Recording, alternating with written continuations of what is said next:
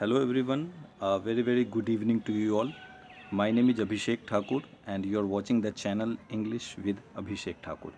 Dear students, as it is well known to all of you that on this channel we upload the videos and contents related to SSC, bank, NDA, CDS, CTET or any other government examination.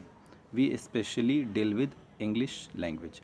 So in this video also we are going to learn 10 one word substitution, and without wasting any time let's start today's session. But if you are a newcomer to the channel, kindly subscribe to it pressing the bell icon. So let's start. One who goes to settle in another country, वह जो किसी दूसरे देश में जाता है बसने के लिए, वहाँ परमानेंटली रह जाने के लिए, उसे हम इंग्लिश में क्या बोलते हैं? आप इन पूरे वर्ड्स को कैसे किस वर्ड से सब्सटीट्यूट करेंगे? So our answer is emigrant.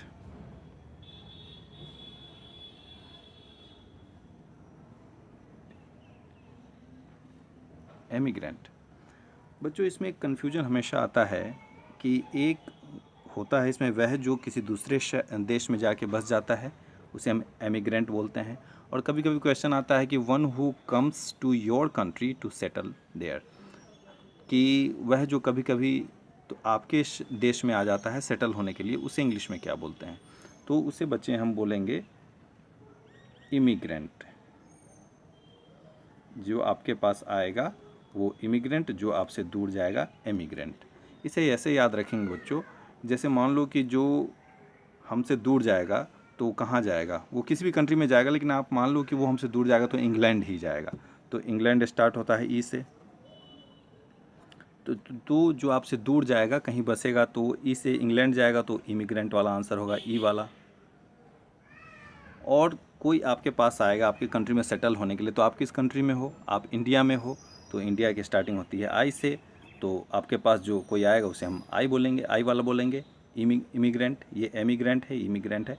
तो ये आपके पास आएगा इंडिया में, आई वाला. जो आपसे दूर जाएगा किसी दूसरे देश में, मान लेते हैं याद रखने के लिए इंग्लैंड में, तो ई वाला. तो ऐसे आप इसे याद रख सकते हैं. ये क्वेश्चन काफ़ी इंपॉर्टेंट है, ये रिपीटेडली पूछी जाती है एसएससी में, तो इसे ध्यान रखना.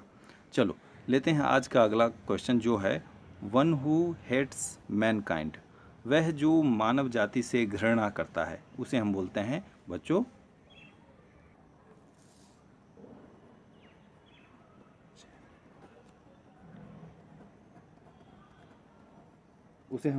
बच्चों मिज़ेंथ्रोप.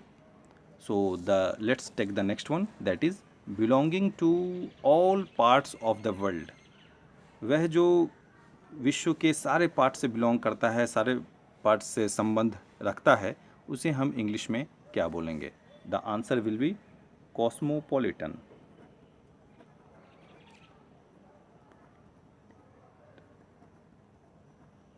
विश्व नागरिक. कॉस्मोपॉलिटन की मीनिंग होती है विश्व नागरिक. उम्मीद करता हूँ कि आपको ये सेशन अच्छा लग रहा होगा. चलिए लेते हैं आज का अगला.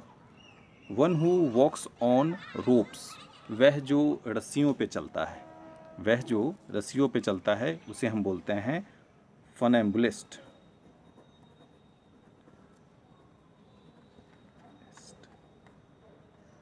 Okay, let's take the next one, that is the study of the origin and history of words. शब्दों की उत्पत्ति या इतिहास और इतिहास के अध्ययन को हम इंग्लिश में क्या बोलते हैं? बच्चों, इसे हम इंग्लिश बोलते हैं इटीमोलॉजी. इटीमोलॉजी.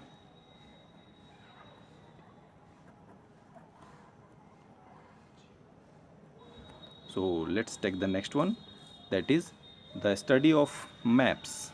जो मैप्स होते हैं, मानचित्र होता है, उसके अध्ययन को इंग्लिश में हम क्या बोलते हैं? The answer is cartography.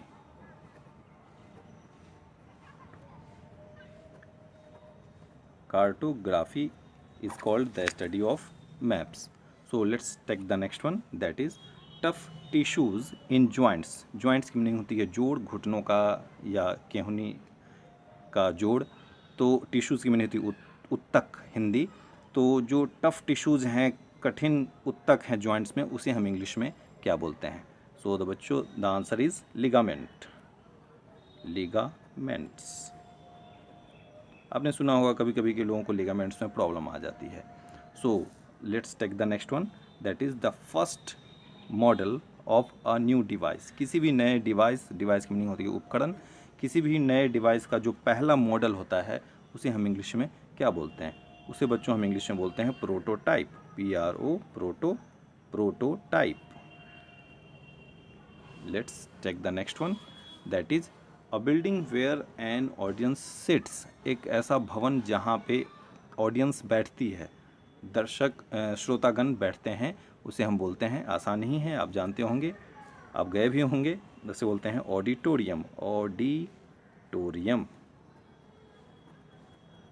So let's take the last one, that is a person who breaks into a house in order to steal। वह व्यक्ति जो किसी भी घर में घुसता है। ब्रेक इनटू एक फ्रेजल वर्ब है जिसकी मीनिंग होती है तोड़कर घुसना या ज़बरदस्ती घुसना। तो वह व्यक्ति जो किसी मकान में चोरी करने के उद्देश्य से, और बच्चों इन ऑर्डर टू की मीनिंग होती है के उद्देश्य से। तो वह व्यक्ति जो किसी मकान में चोरी करने के उद्देश्य से घुसता है उसे हम बोलते हैं बर्गलर,